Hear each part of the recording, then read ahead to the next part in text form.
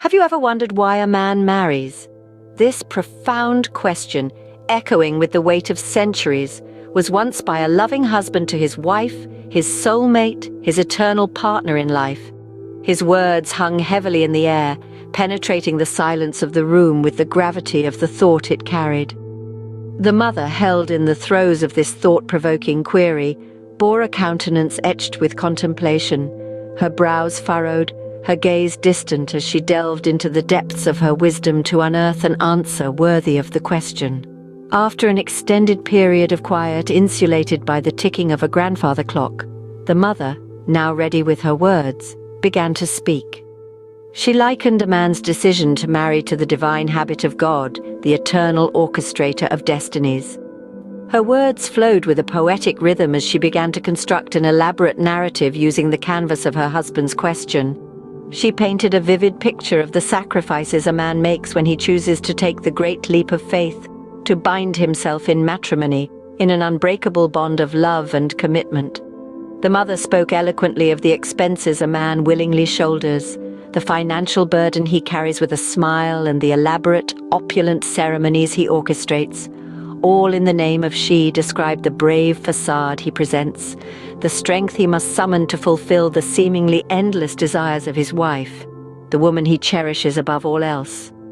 The mother painted a poignant image of the man as he toils day in and day out, enduring the relentless grind of physical labor, all to provide a life of comfort and security for his beloved.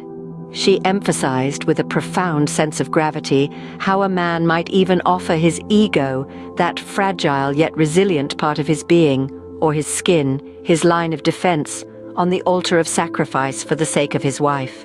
The mother then turned to her daughter, her eyes sparkling with curiosity, her face flushed with anticipation, and posed the same question husband had asked her. Why does she think a man would go to such lengths?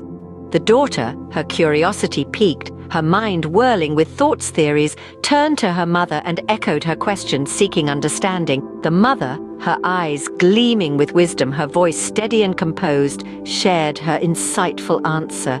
She said, because this habit of men is just like God.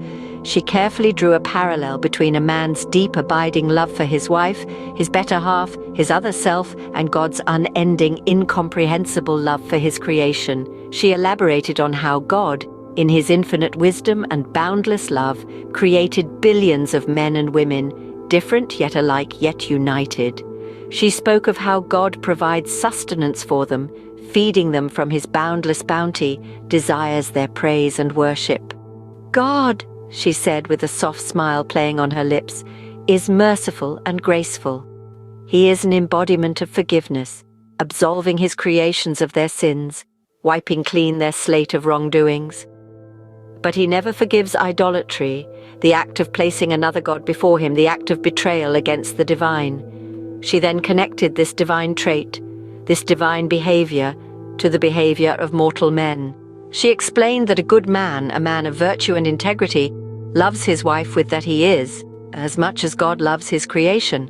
However, just like the divine, a man is merciful and graceful towards his wife's mistakes, her shortcomings, her human flaws, but never forgives betrayal, the act of infidelity or cheating.